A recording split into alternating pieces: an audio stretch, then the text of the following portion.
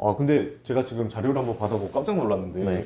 이게 얼죽시는 무슨 얼어 죽을 얼죽신, 뭐 네. 일본인 외국인 근로자 시대 올판, 뭐 이게 되게 자극적인. 일본을 경제 여행하는 사람으로서 네. 이런 식으로 먼저 일본이 뭐 얼죽시는 얼어 죽을 뭐 이렇게 말씀을 드리는 게 일본이 함부로 갔다라고 이렇게 폄하하기 위해서가 아니라 어쨌든 일본은 그러면서도 그런 부분에 대해서 대책을 잘 세워서 이렇게 급격하게 무너지지 않도록 잘 관리를 하고 있거든요. 네. 근데 이제 우리나라는 또 일본의 고기를 그대로 갈 가능성이 높기 때문에 항상 참고사항으로. 맞습니다. 말씀드리지만 뭐 이게 제 뇌피셜이나 이런 게 아니라 통계를 또 찾아보고 네. 그렇게 해서 이제 이렇게 이게 이런 부분이 이렇게 가고 있구나라는 부분을 그냥 제일 그 초반부를 찝다 보니까 아무래도 좀 자극적일 수밖에 없다는 부분을 이해해 주셨으면 좋겠고요. 그래서 얼죽신은 무슨 얼어 죽으리라고 말씀을 드렸지만 실제로 그렇게 가고 있습니다. 우리나라는 얼죽신 뭐 그냥 이제 거의 공식처럼 통용이 되지 네, 않습니까? 얼어 죽어도 신축 뭐 이 맞습니다. 뜻이잖아요. 얼어 죽어도 집은 얼어 죽어도 신축이다. 네. 일본은 지금 그렇게 신축을 고집하다가는 네. 뭐 나중에 진짜 살집이 없어지게 되는 상황일 수밖에 없는 게요. 일단 지난번에 그거랑 일맥상통합니다. 저희가 첫 시간에 제가 이제 혼다 닛산 합병이 있는 네. 바람에 네. 저희가 이제 긴급하게 이제 다른 그 혼다 닛산 부분을 다뤘지만 네. 원래 첫 시간 마지막 부분에 이렇게 일본이 30년 동안 잃어버린 30년을 거치면서 일본인들의 생활이 어떻게 바뀌어가는지를 저희가 한번 이렇게 쭉 실제 일본의 생활 속으로 들어가서 네, 맞아요. 얘기를 나눠보기로 했지 않습니까? 네. 그걸 한마디로 요약하면 제가 2020년 3월에 도쿄 특파원으로 부임해서 우리나라 언론 가운데 처음으로 우리가 이렇게 되게 부자 나라로 알았던 일본이 생각보다 되게 가난하다라는 부분을 진짜 통계를 가지고 제시를 해서 그 이후에 지금은 이제 굉장히 흔해졌지 않습니까? 뭐 네. 갔더니 일본 갔더니 물가도 싸고 아니면 뭐 일본이 굉장히 가난하더라 이런 게 다 뒤집혀져 있더라라는 게 이제 굉장히 흔해졌습니다만은 제가 그때 2020년 3월에 이제 처음 그 부분을 제기를 했을 때 물론 제 아이디어는 아니고요. 네. 그때 당시 일본의 NHK나 니혼게이자의 신문이 우리가 30년 동안 이렇게 정체를 된 상태에서 어느 날 밖을 봤더니 우리가 너무 가난해져 있네 라고 하면서 야스이 니폰이라고 해서 싼 일본, 싼 일본. 가난한 일본이라는 그 테마를 굉장히 집중적으로 부각을 했었습니다. 근데 되게 어색하게 들리네요. 가난한 일본. 그렇죠. 우리나라 네. 사람 우리가 항상 동경해 왔던 그죠? 아니면 어떻게든 따라잡아야 되는 나라였던 그 나라가 갑자기 자기네 내부적으로 가난한 나라 일본이라고 하니까 사실 저도 굉장히 어색하고. 신선하고 충격적이고 네. 어색했는데요. 아마 제가 그 경제신문 기자다 보니까 그런 부분이 좀 제일 먼저 보였던 것 같습니다. 그래서 이런 거 제가 제일 먼저 알아냈다가 아니라 네. 제일 먼저 이제 포착을 해서 이런 식으로 보도를 해드리기 시작했고 그 이후로 저도 이제 4년 5년 동안 계속 이제 그런 부분을 생활 속에서 이렇게 하나씩 해봤는데요. 제가 굉장히 놀라는 통계 중에 하나가 일본은 지금 빈집 문제가 굉장히 심각한 문제인데요. 일본의 지금 현재 통계로 일본 전국의 집 중에 14%가 빈집, 즉 진짜 말 그대로 빈집인 거예요. 빈집입니다. 오. 소유주가 있기도 하고 그러니까 보통은 부모님이 돌아가셨는데 몰라 나 안 물려받으면은 세금 내거나 수선하는 그럴 비용이 수 더 있죠. 드니까 라거나 아니면 아예 뭐 소유 불명인 경우도 있고요. 일본 집 10채 중에 한 채는 빈집이라는 겁니다. 근데 아마 이렇게 말씀을 드리면 뭐 우리나라도 저기 시골 어디 벽촌에 가면은 그 다 쓰러져가는 빈집 엄청 많아요. 막 이러실 그런 수 건 있을 텐데 있죠. 네. 근데 정작 일본 지자체 중에서 빈집 비율이 가장 높은 곳이 어디냐면 도쿄의 세타가야구입니다. 도쿄 세타가야구가 어떤 데냐면 네. 그냥 도쿄에서 중산층이나 그 이상 되시는 분들이 모여 사는 주택가, 고층 건물 잘 없고 정말 주택가가 모여 있는 그 단독주택이 많은 동네인데요. 그러니까 일본 분들한테 그냥 세타가야구 하면은 도쿄에 좋은 곳에 사시는군요 하는 데인데 거기가 비어 있다. 세타가야구가 빈집의 10집 가운데 한 집의 비율이 훨씬 넘습니다. 아주 시골 외지에 쓰러져가는 오막집이 아니라 정말 도쿄의 시내 한복판에 그냥 멀쩡한 양옥집이 빈집인 경우도 허다하다는 겁니다. 이거 심각하게 들리는데요, 되게. 근데 네. 문제는 일본의 인구가 계속 줄고 있지 않습니까? 그렇죠. 빈집이 점점 늘어날 수밖에 없다는 겁니다. 이게 그럴 수밖에 없죠. 일본 이제 연구소들이나 이런 데 통계를 보면 한 10년, 20년 후면은 네. 빈집 비율이 한 25%까지. 네 집 중에 한 집은 빈집이 와. 될 가능성이 있다라는 건데요. 자, 그러면 네. 이 빈집이 우리나라 기준으로 굉장히 간단하잖아요. 그럼 뭐 다시 허물고 지어서 팔면 되는 거 아니야? 이러실 수 있는데 그게 생각보다 쉽지가 않은 게요. 일본의 일단 좀 아파트 값을 보시면은 네. 그 이유를 아시게 됩니다. 일단 지금 일본에 이제 보통 우리는 강남 3구라고 하잖아요. 도쿄는 도심 3구가 있습니다. 도심 3구. 왕궁이 있는 치요다구부터 긴자가 있는 주오구, 긴자. 그리고 도쿄타워 있는 미나토구까지 이렇게 세 개를 우리 강남 3구 하듯이 도쿄 3구인데요. 이 세 개가 집값이 제일 비싼 동네. 그리고 우리는 요즘에 뭐 강남 3구에 마용성 해서 6개잖아요. 일본도 도쿄 도심 6구가 있습니다. 또 있군요. 말씀드린 치요다, 미나토, 츠오구에다가 더해서 잘 아시는 신주쿠, 시부야구, 시부야. 거기다 도쿄대가 있는 bunkyō구를 합쳐서 도심 6구라고 하거든요. 여기가 이제 6개가 제일 일본에서도 도쿄에서 집값이 비싼 데인데 이 6개의 맨션, 그러니까 우리나라로 치면 아파트 평균 가격이 작년 11월 기준으로 1억 7천만 원. 우리 돈으로 한 17억 원까지 음. 올랐습니다. 근데 많이 올랐네. 사실 한국 분들도 드시죠. 아니 강남 상부 집값이 17억이면은 야 이거 나라도 사겠다 이러실 수가 있는데 근데 사실 저번에 우리가 얘기했듯이 일본의 약간 소득이라든지 우리나라는 약간 좀 차이가 날 수도 있는 맞습니다. 그런 소득이 안 오른 것도 있지만 네. 더 문제는 네. 집값이 1억 지금 7천만 원까지 올랐던 이 집값이 2012년까지만 해도 한 6천만 원, 7천만 원, 우리 지금 6, 7억 원 정도였었습니다. 사실 이렇게 멀리 갈 것도 없는 게요. 네. 그냥 제가 도쿄 특파원 처음 부임한 2020년 3월 그해 제가 저희 가을 무렵에 제가 처음과 제일 놀란 게 아니 도쿄 도심의 집값이 서울 도심 집값의 70%밖에 안 해? 이러면서 제가 이제 그 도쿄의 그 부동산 시장에 대해서 조사를 막 한 적이 있었는데 그때 당시도 도쿄 3구, 도심 6구의 집값이 아직은 1억엔을 넘지 않았었습니다. 네. 최근 한 5년 새 진짜 두 배가 갑자기 확 뛰어버렸거든요. 그렇죠, 그러네요. 그리고 도쿄가 이제 23개 구가 있고 네. 도쿄는 저 말씀드렸는데 그 우리 경기도 같은 약간 그런 개념이거든요. 도쿄는 23구가 있고 네. 옆에 무슨 시, 뭐 후추시, 초후시 이런 식으로 또 여러 개 시들이 또 같이 들어가 있습니다. 그러니까 네. 모르시면 경기도를 생각하시는 게 더 편할 것 같은데요. 그렇군요. 도쿄 23구 집값도 그 작년 말 현재 1억 1천만 원, 약 11억 원, 어쨌든 10억대를 넘어간 겁니다. 근데 이제 이곳에 말씀드린 대로 우리도 물론 뭐 지난 그 한 5년간 집값이 굉장히 많이 오르긴 했었습니다만 그거랑 체감이 다른 게 우리는 부동산은 항상 오르는 그렇죠. 거야라는 약간 개념이 다르죠. 부동산 불패 신화의 네. 이 나라라면 일본은 반대로 집값은 집은 차량 같아서 점점 감가상각이 돼서 떨어지는 거야. 매일 지진 나고 하니까는 조금씩 흔들려서 금가고 하다 보니까 집은 사는 순간부터 중고가 돼서 집값이 점점 떨어진다라거나 이런 통념이 그냥 박혀있는 분들한테 집값이 갑자기 2배, 3배 뛰었다는 거는 그 우리나라 사람들이 느끼는 거랑 체감이 네, 완전 굉장히 다른 거거든요. 일본인들이 피부로 체감하는 거는 이 집값 상승은 우리가 느끼는 거랑 완전 차이가 나긴 해요. 맞습니다. 절대로 오르지 않는다라고 네. 믿어왔던 게 갑자기 2배씩 뛰고 우리나라는 그래도 아무리 뭐 집값이 미친 듯이 뛰었다라고 하지만 네. 어쨌든 소득도 계속 늘고 있지 않습니까? 그런 근데 현상이 말씀드린 대로 일본은 소득이 일단 늘질 않는데 그렇죠. 집값이 이렇게 천정부지로 뛰니까 일본 같은 경우는 더더욱이나 특히나 이 대졸자 초임이 아직도 한 300만 엔 뭐 정도밖에 안 되니까 그러니까 연봉이요. 그러니까 뭐한 달에 한 250만 원 정도를 그렇죠. 받는다는 얘기잖아요. 그렇기 때문에 더더욱이나 이제 도쿄에 집을 사기가 어려워진 거죠. 그래서 이제 공실이 또 생길 수 있는 맞습니다. 거. 그래서 보시면 방금 말씀드렸다시피 뭐 허물고 다시 지어서 팔면 되지 않느냐라고 네. 하는데 가격이 너무 올라가니까 일본인들이 일본 집을 살 수가 없는 겁니다. 그런데 좀 이상하지 않습니까? 이게 가격이라는 거는 수요와 공급에 따라서 이렇게 되는 건데 네, 그래가지고 저는 사실 이거 보내지만 아까 공실이 14% 난다고 하셨잖아요. 네, 네. 저 속으로 약간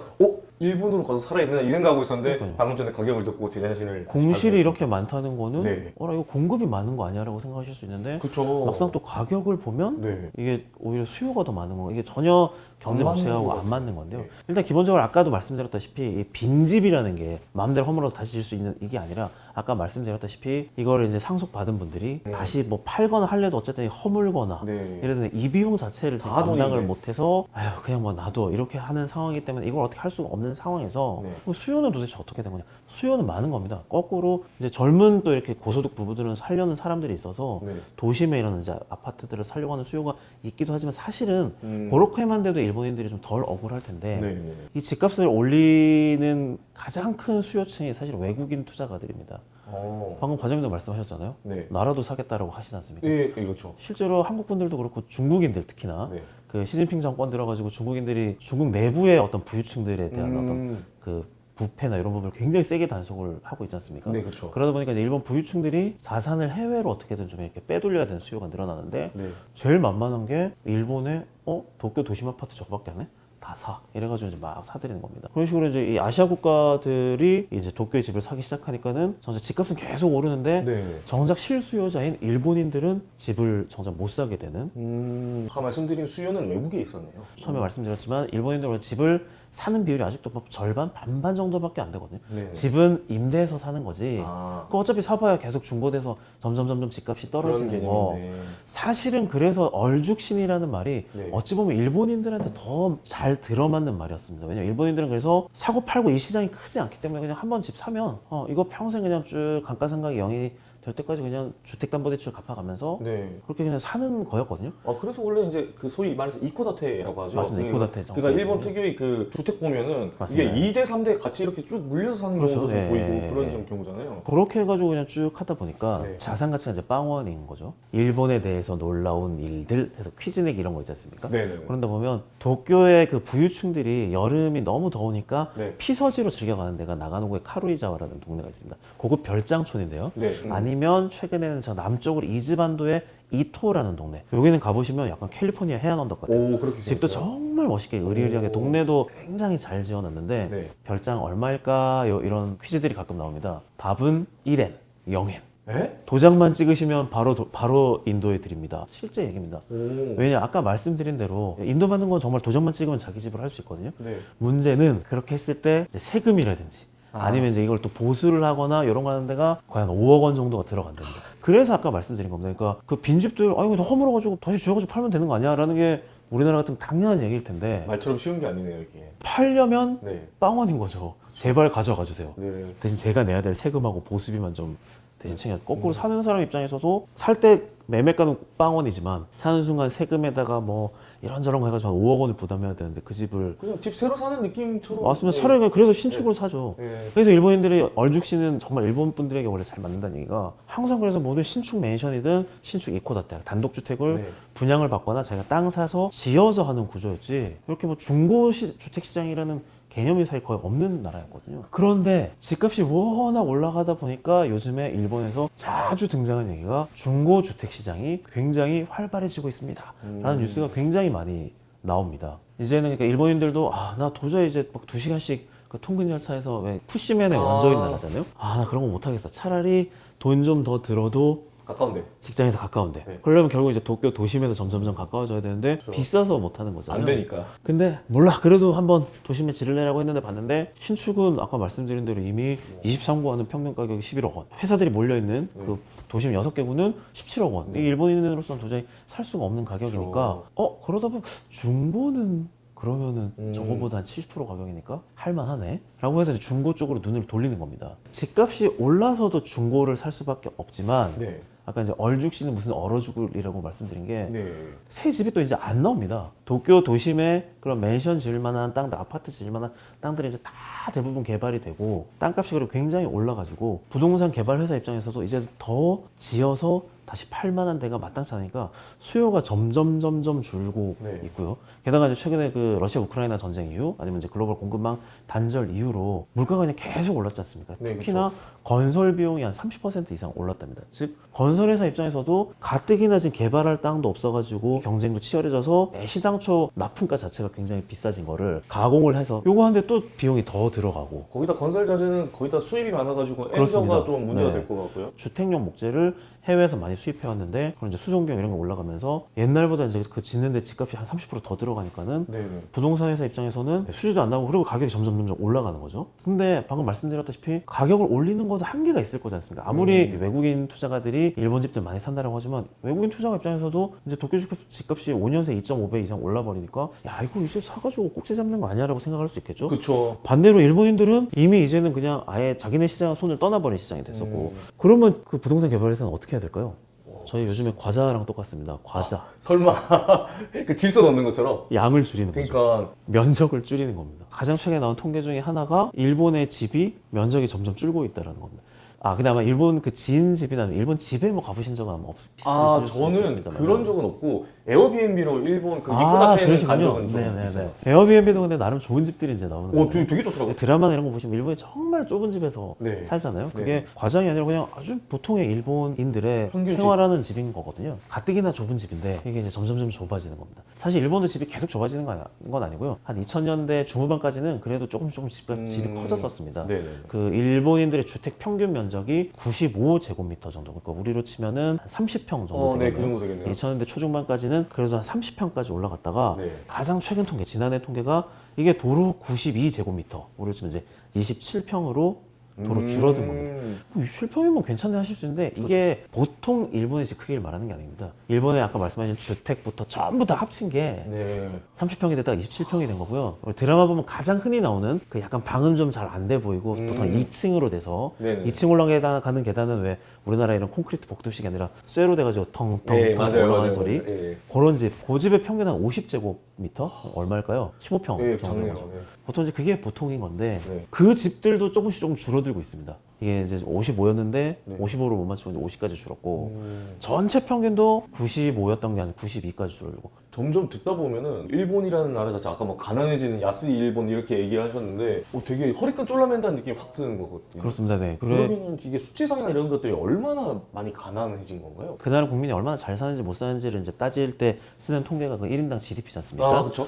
그래픽을 한번 보시면 네. 저희 때 일본 하면은 항상 1인당 GDP가 세계 1위가 미국, 2위가 일본이었던 시대였거든요. 2000년에도 일본이 세계 2위였었습니다. 네. 1인당 국민 소득이 한 4만 달러, 4만 5천 달러 이렇게까지 이제 올라갔었는데 그때는 심지어 버블이 꺼졌을 때인데도. 그때가 이제 네. 버블 꺼진 게 이제 쭉쭉쭉쭉 이제 본격적으로 내려가기 시작한 네, 시기인 네, 거죠. 네. 그 뒤로 이제 쭉 지금 그래프 보시다시피 쭉쭉쭉쭉 내려가서 2023년에는 34위까지 떨어졌거든요. 34위까지. 통계로 보시다시피 네. 이렇게 이제 내려가는데요. 사실 근데 지금 제가 계속 이제 성장이 정체되면서 이렇게 가난해진 일본인을 설명을 하고 있습니다만 빼놓을 수 없는 변수가 엔저, 엔화 약세입니다. 네. 근데 이제 일본이 특히나 의도적으로 낮춘 게 있지 않습니까? 아베 신조 전 총리가 아베노믹스를 2013년부터 피면서 네. 엔화를 일부러 의도적으로 가치를 떨어뜨렸지 않습니까? 평가 그렇죠. 절하를 하면서 그렇죠. 더 본격화된 건데요. 원래 취지는 이거였죠.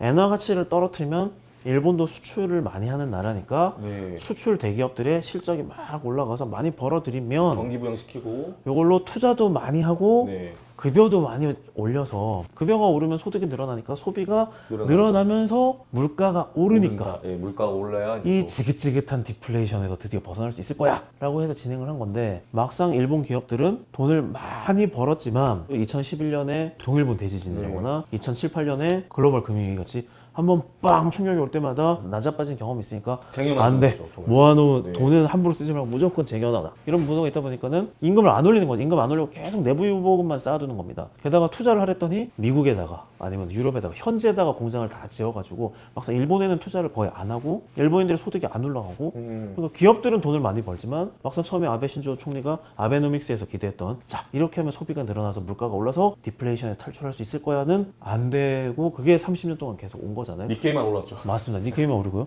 사실은 지금도 그렇다고 해서 일본이 1인당 GDP가 34위가 됐다고 해서 4만 달러였던 1인당 GDP가 갑자기 1만 달러가 된 건 아니거든요. 그렇죠. 물론 지금 3만 달러 중반대이긴 합니다만 그냥 거의 비슷한 수준을 유지하다가 엔화 가치가 떨어지다 보니까 달러로 환산한 게 점점 줄게 되는 거예요. 추가적으로 더 순위 하락이 되는 스스로가 스스로를 가난하게 만든 거죠. 그래서 제가 2000년에 영국에서 이제 이렇게 연수를 한 적이 있었는데 일본이 그때 제일 잘 살 때였던 거잖아요. 그렇죠. 그때 제가 일본에서 제일 놀랐던 게 네. 일본은 전 세계 국제 요금이 국내 요금과 똑같다고 하더라고요. 우리는 그때 집에 전화 한번 하려면은 아유 난리 나죠.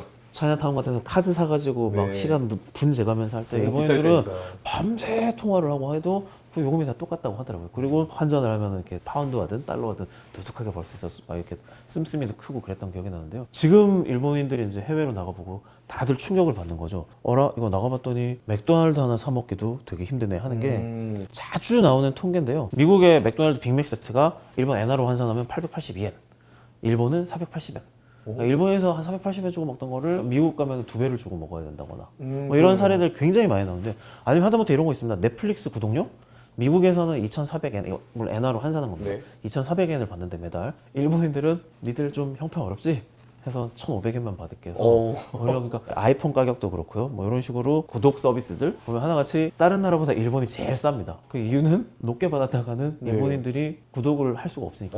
지금 완전 30년 동안 뭔가 완전 바뀌어버렸다라는 말 그대로 그렇죠. 역전했다는 느낌이 좀 드는 상황이거든요. 들어보면 그러면은 그런 만큼 이제 일본인들이 생활도 소속들이 보면은 뭔가 진짜 역전당했을 것 같은 느낌이 좀 들긴 드는데. 사실 그래서 제가 첫 시간에 말씀드렸잖아요. 네. 그 디플레이션인 나라를 사는 분들은 굉장히 행복합니다. 그래요? 예, 왜냐면 물가가 안 오르니까요. 그러니까 월급이 안 올라도 크게 뭐 힘들진 않은 게 물가가 안 오르고 그냥 예측이 가능하잖아요. 우리는 급여도 계속 오르지만 물가도 그만큼 오르니까 10년 뒤, 20년 뒤가 어떻게 될지 모르지만 저희 일본 분들 입장에서는 그냥 물가가 계속 똑같으니까 미래에 대한 예측이 가능한 부분 그래서 굉장히 안정되고 실제 저희 가족도 살고 있지만 굉장히 살기 안정적이고 편안했거든요. 네. 2년 전까지의 그 말씀입니다만은 일본이 그동안 물가가 그렇게 오르라고 대규모 금융 완화도 하고 뭐 아베노믹스 엔화 가치도 떨어뜨려 놨을 때는 네. 안 오르던 물가가 최근에는 일본도 급격하게 올라버렸거든요. 그래요? 왜냐하면 네. 일본 스스로가 이렇게 소득이 올라가지고 오른 게 아니라 수입 물가가 전 세계적으로 물가가 원체 오르니까 일본은 에너지의 98%를 전부 수입해서 쓰고요.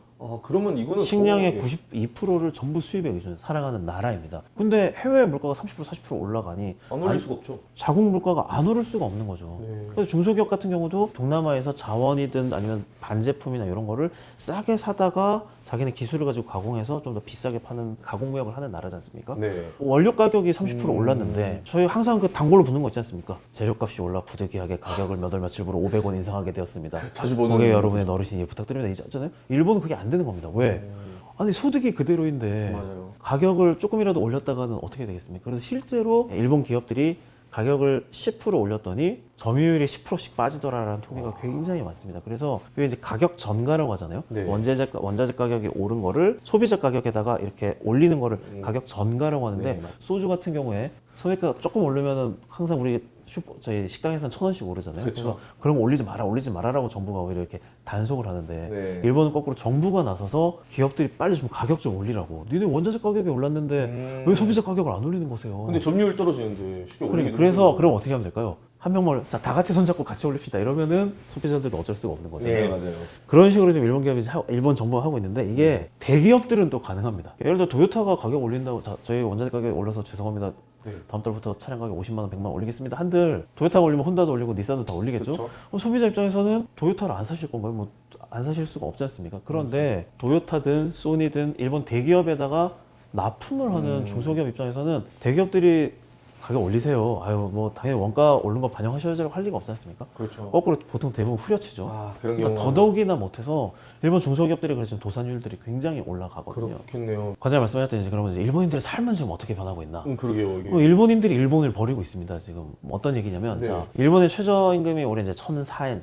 일본은 지역마다 저기 다 다릅니다만 드디어 이제 1,000엔을 넘었거든요. 우리 지금 10,000원 정도를 넘은 건데 네. 사실 지금 환율로 따지면 10,000원도 안 되는 거지만요. 그렇겠죠. 자, 어쨌든 최저임금이 이제 1,000엔 정도라고 치면은요. 일본인들이 보니까 호주랑 캐나다 워킹 홀리데이만 가서 해도 거기는 시급을 2,300엔, 2,400엔씩 주거든요. 거기는 환산했을 되게 많이 때요. 주죠. 네. 네.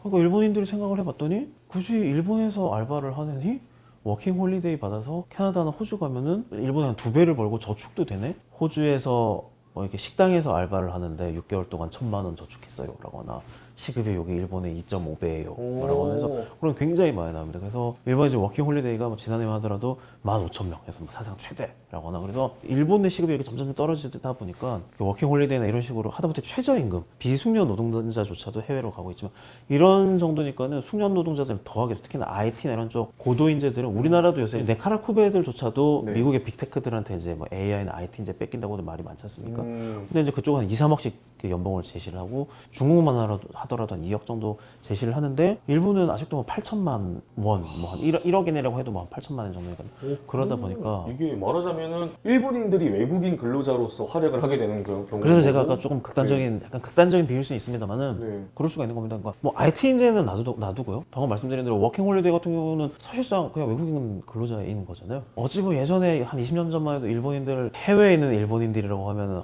그 엔화를 이렇게 펑펑 쓰면서 오히려 이렇게 소비하러 가는 부자나라 막 네. 이런 거였는데 이제는 오히려 일본인들이 돈을 우리가 벌러. 동남아 관광객들 이렇게 우리 일본이나 우리나라 와서 하는 것처럼 네. 일본인들이 그런 나라들 가가지고 일을 하게 되는 거죠. 예전만 하더라도 일본 기업이 한국에다가 이렇게 공장을 짓거나 하는 경우는 많았어도 네. 우리나라가 일본 가는 경우는 정말 대기업 아니고는 드물었잖아요. 근데 최근에 코스맥스 같이 그 화장품 ODM 하는 코스메스. 회사들 네. 이 회사가 지금 일본에 가서 공장을 지어서 이제 올해부터 가동을 한다는 건데요. 일본 본토에 생산 공장을 지어가지고. 이게 그러니까 사실 저희 상식으로는 굉장히 야 이런 날이 다 오는구나 싶을 정도인 거잖아요. 진짜 완전 역전당해버렸네요. 우리나라 기업이 야, 일본에다 공장 지었더니 오히려 더 싸다라고 하면서 오. 마치 중국이나 동남아 진출하듯이 그렇죠. 일본으로 가가지고 그런 지금 느낌으로. 생산을 하겠다라는 건데 실제로 제가 도쿄 특파원 있을 때 2022년에 취재를 한 적이 있는데요. 이 네. 제트로 우리나라로 치면 코트라 같은 조직인데 일본 제트로에서 네. 그 발표한 자료랑 그걸 가지고 우리나라 이렇게 통계를 이렇게 비교를 해봤더니 네. 근로자 임금 수준은 그래도 여전히 일본이 조금 더 위인 게 맞는데요. 당장 그래도 우리가 만약에 현지 법인을 하나 만들려면 단순하게 근로자만 있는 게 아니지 않습니까? 자기 본사 직원을 파견을 해야 되고 파견을 하려면 거기다 집도 제공을 해야 되고 그렇죠. 가족들 체제비라든지 아니면 아이들 국제학교 뭐 학비도 이제 보조를 해줘야 예, 되고 맞습니다. 이런 부분이죠. 근데 이걸 제가 서울, 도쿄 그리고 우리나라랑 가까운 후쿠오카, 큐슈 후쿠오카를 따져봤는데 우리나라가 서울이 제일 비쌌습니다. 부장급 이제 화이트 칼라 연봉이나 아니면 약간 그 중년차 정도 되는 네. 근로자 임금은 아직 일본이 살짝 아직은. 높은 게 맞긴 하지. 근데 그것도 엔화 가치가 그때보다 더 떨어졌기 때문에 최신 통계를 아마 대입을 해보면 그것도 역전이 됐을 가능성이 더 높은데요. 서울에다가 주재원 한 명 파견하려면 집값이 일본보다 뭐 거의 1.5배 이상 드니까 그렇죠. 집값이 이런 거고요. 국제학비 같은 경우도 우리나라가 일본의 2배가 비쌉니다. 진짜로 그래서 통계를 내보면 우리나라가 일본보다 싼 게 전기세랑 소득세밖에 없습니다. 한국 분들은 좋은 거 아니에요? 우리나라 전기세 너무 비싸요라고 하지만 사실 우리나라 전기세가 음. 전 세계적으로 굉장히 싼 나라거든요. 기업용 전기세, 물론 최근 많이 올리긴 했습니다만은 네. 기업용 전기세, 소득세는 굉장히 싼 거라서 우리가 일본하고 이제 경쟁해 볼 만한 거는 전기세, 소득세밖에 없다. 그러니 이제 우리나라 기업이 일본 가서 오히려 이렇게 짓는 공장을 짓는 현상이 그런 상황이 발생하는 벌어지는 거고. 거고. 네. 또 아까 계속 듣다가 보면 또 생각이 나는 게 그러니까 일본인이 직접 외국에 나가서 이제 일본인 근로자로서 일을 하잖아요. 네. 그러면은 이제 외국인들이 일본에 가서 별로 일을 하고 싶은 요인이 없겠네요. 맞는 말씀입니다. 지금 사실 일본은 그래도 외국인 근로자들이 굉장히 많이 오는 나라죠. 자기 나라에서 버는 거 뭐 10년치를 한 번에 벌 수 있어. 이런 기세가 많이 갔는데 그 근로자들 최근에 다 우리나라로 들어오고 있습니다. 그 우리나라 더 많이 주니까. 네, 우리나라 돈 훨씬 더 많이 주니까요. 네. 일본에 제일 많이 가는 외국인 근로자가 베트남 근로자인데요. 이 네. 베트남 근로자들이 지금은 연봉이 일본의 한 20-30% 수준밖에 안 된답니다. 네. 그냥 2032년이 되면 거의 일본의 절반 수준까지 이제 쫓아간다고 하거든요. 오. 근데 보통 이 외국인 근로자들이 셈법을 할 때 네. 저 나라 한 절반 정도 벌 수 있으면 굳이 거기 가서 아. 생활비 쓰고 말도 뭐 문화도 안 통하는 데 가서 고생하고 송금하고 이거 하느니 그냥 우리나라에서 일할래가 된다고 합니다. 아, 50% 정도. 그래서 이제 일본은 지금 가뜩이나 사람이 없어가지고 외국인 근로자들을 많이 받아야 되는 판인데 거꾸로 이 근로자들은 다 우리나라한테 뺏기고 있고 일본의 또 이렇게 젊은 이제 친구들은 네. 야, 우리나라 너무 싸서 못했죠. 호주랑 캐나다 가면 반년 만에 1,000만 원 벌 수 있대. 이러면 다 빠져나가고. 자, 또 하나 통계가 그런 게 있죠. 우리나라 국민들 여권을 묻는 거 어찌 보면 좀 무의미할 수가 있지 않습니까? 그냥 지금 당장 설 연휴만 하더라도 네. 너도 나도 다 해외로 나간다라고 해서 우리나라 사람들은 이제 명절 되면 약간 해외 여행이라든지 뭐 국내 여행이라도 가는 게 이제 거의 문화처럼 맞습니다. 되었으니까. 과장님 주변에 여권 안 갖고 계신 분 혹시 있으세요? 아니요, 다 갖고 있을 것 같은데. 세계 제 주변에는 진짜 여권 안 갖고 계신 분 못 본 것 같은데 잠깐만, 이 얘기만 하시는 거 보니까 일본엔 여권 갖고 있는 사람 없어요? 얼마나 될 걸로 보십니까? 80%는 넘겠죠. 17% 가지고 있습니다. 100명 중에 17명. 제가 우리나라 통계를 찾아봤는데 우리나라는 정식 통계는 없는데 대략 한 65% 정도 된다고요. 사실 제 생각보다 훨씬 낮았거든요. 그러네요. 일본은 그 17%도 점점 떨어진 겁니다. 이게 2019년만 해도 24%였는데 점점 떨어져서 여행을 안 간다는 얘기잖아요. 여행을 안 가는 거죠. 예. 일본 분들이 일본 같이 이렇게 살기 편하고 좋은 나라를 나한테 뭐하러 해외로 가라는 문화가 있기도 하지만 네. 아까 말씀드린 대로 이제는 해외여행이 너무 부담스러워져서 음. 가기가 힘들어진 부분들이 분명히 있는 겁니다. 네, 그렇죠. 그래서 일본 내에서는 되게 냉탕 온탕이 있는 게 지난해 일본을 방문한 외국인 관광객이 총으로 3천만 명을 넘어서 와 이제 일본이 정말 관광 대국이 됐다. 일본은 이제 GDP에서 거의 10% 가까이를 관광으로 먹고 살게 됐다라고 해서 사람들 좋아하는 면이 있는 한편 자국 국민들은 거꾸로 해외여행을 이제 못 가는 계속 일본에만 머물러 있게 그렇죠. 되는. 그게 이제 점점 그 가난해지는 일본을 이제 반영하는 수치가 아닐까 생각을 하고요. 실제로 최근에 니혼게이자의 신문 그 영자판에서 이제 네. 전 세계 국가 독자들을 대상으로 설문조사를 했는데요. 지금 현재 여러분이 자기 나라에서 태어난 게 행복하십니까? 라고 했는데 뭐 대부분 80% 정도가 다들 난 내 나라에 태어난 거 행복하다라고 답을 했습니다. 뭐 당연하겠죠. 네. 근데 그중에 일본인들은 89%가 행복하다라고 해서 높은 편이긴 굉장히 높았습니다. 제일 네. 높은 편 중에 하나였는데요.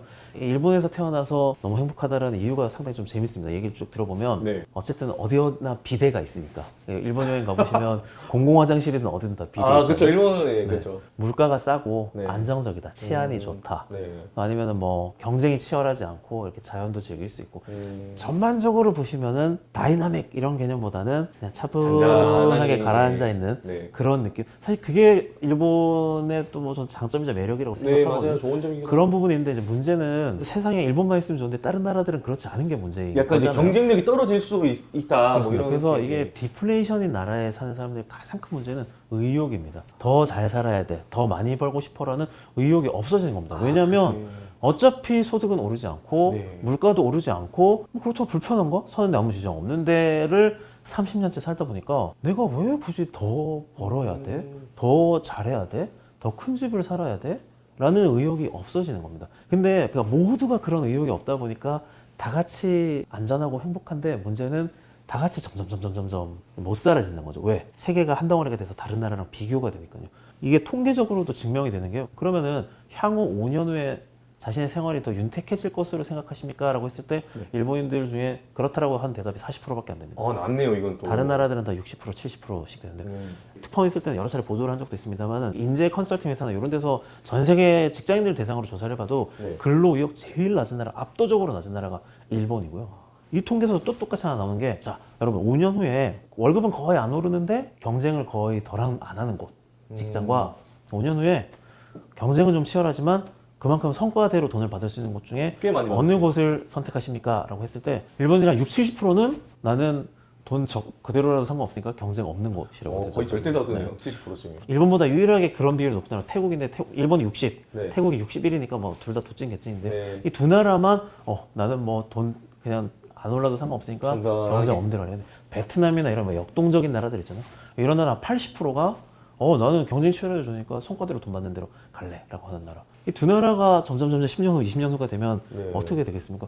그렇죠. 그런 식으로 이게 이제 의욕이 사라지는 이런 부분이 디플레이션 안에서는 굉장히 안정적이고 네. 행복한데 결국 이게 해외랑 이게 결국 비교가 되다 보니까 하는 순간 밖을 들여다봤더니 점점 가라앉는. 뒤떨어질 수밖에 네. 없는. 게다가 이게 점점 이제 마냥 월급 안 오르면 어때? 물가도 안 오르니까 상관없잖아도 이제 아니라고 말씀드렸잖아요. 네네. 밖에서 물가가 지금 뭐 엄청 올라 버리니까 그 2년 전부터 이제 물가가 엄청나게 올라 버려가지고 갑자기 굉장히 올라 버려가지고 일본인들이 이제 굉장히 살기는 제가 첫 시간에 왜 줄 길게 늘어서 있는 슈퍼 같은 거 맞아요. 사진 거기, 보여드렸습니다만은 그게 요새 뭐 어디나 요새 뉴스도 이제 아니게 된 게 일본 정부는 올해 임금 인상률 30년 만에 최고라고 말씀드렸지만 물가는 더 올랐기 때문에 실질 임금이 오른 거에서 물가 상승분을 뺀 거는 네. 또다시 4개월 연속 마이너스이거든요. 아이고. 그러니까 월급이 그대로이다 보니까 그대로인데 물가는 계속 오르다 보니까 게다가 예전에는 물가가 올라도 맞아 그거 뭐 외식 좀 덜 하면 되지 아니 뭐 옛날에 소고기 먹을 거 돼지고기 먹으면 되지 이랬을 수 있었어요. 네. 지금 문제가 올해 일본 분들 지금 일본 제 와이프가 제일 신음하고 있는 게 네. 쌀값이 2배로 오른 겁니다. 오. 쌀값과 밀가루 값이 2배로 올랐어요. 이거는 기본이잖아요. 쌀은 뭐 어떻게 할 수가 없는 거잖아요. 네네. 라면 먹으면 되지라고 하실 수 있잖아요. 근데 밀가루 값이 또 2배로 올랐거든요. 밀가루까지. 쌀값 2배, 라면값 2배? 네. 그럼 뭐 이제 방법이 없는 거잖아요. 외국인 관광객들은 일본에 와가지고 명품숍 오픈런을 하는데 네. 일본인들은 그래서 싸게 파는 슈퍼마켓에서 오픈런을 하는 게 기묘한 데인 것처럼 보여드렸지만 그게 아니라 이제는 예를 들어 최근에도 OK 슈퍼라고 네. 도쿄를 베이스로 하는 굉장히 싸게 파는 걸로 유명한 오케이 슈퍼가 슈퍼. 오사카, 간사이에 처음 문을 열었는데 네. 문 열기 전부터 300m 줄이 선다거나 이런 게 이제는 더 이상 뉴스가 아닐 정도로 그런 식으로 방금 말씀드린 대로 그대로인데 물가가 점점 올라버리다 보니까 네. 이제 엔겔 개수 이런 게 이제 굉장히 이제 오르는 겁니다. 엔겔 연결 개수가 개수가 그거잖아요. 소득에서 10배가 차지하는 비율. 예, 밥값이. 그러면 우리 이제 삶의 질을 나타내는 이제 뭐 이런 거를 하는 거지 않습니까? 네. 일본이 원래 한 20% 정도 지금 최근에 한 28%까지 올라가 있습니다. 이게 뭐 이제 미국은 20%도 안 된다 그러고요. 유럽 선진국들이 한 25% 정도였는데 이게 사실 꼭 그런 건 아니지만 엔겔 지수가 낮으면 그래도 조금 선진국 대열에 들어서나 뭐 이런 얘기 그렇습니다. 있잖아요. 근데 그렇다고 또 높다고 해서 반드시 후진국이라고 그런 건 보지는 않는 게 아니지만. 왜냐면 이런 걸 수 있거든요. 프랑스 사람들은 왜 먹는데 진심이니까. 다른 건 먹는데 네. 일본인들도 사실 그 얘기하거든요. 네. 제가 일본인 분들한테 이렇게 좀 여쭤보면 맞아 우리는 이제 선진국은 아니야. 하지만 먹는 거 하나만큼은 여전히 선진국이야. 근데 쌀값과 밀가루 값이 올라가고 일본 분들 만나면 제일 놀라는 게 또 먹는데 진심인 분들이 굉장히 많아서 네. 일본은 약간 구조적으로 엔겔 지수가 조금 높은 편이긴 하지만 다만 그래서 그거 가지고 일본은 그래서 선진국에서 중진국이야 라고 할 수는 없지만 일본인들도 근데 지적을 하는 게 원래 이랬으면 모르겠는데 이게 낮았다가 갑자기. 확 올라갔다는 거는 결국은 소득이 그대로인데 먹거리 물가가 오르다 보니까 이게 네네. 올라서 이건 이제 삶의 질이 하락한 거를 보여주는 통계 아니겠느냐라는 거고요. 그래서 원래 일본이 그리고 또 안정적이고 일본인들이 자기 나라에 대해서 굉장히 만족을 하는 이유 중에 하나가 네. 우리는 그래도 미국이나 이런 나라들처럼 빈부격차는 별로 없어 라고 하는 분들이 굉장히 많습니다.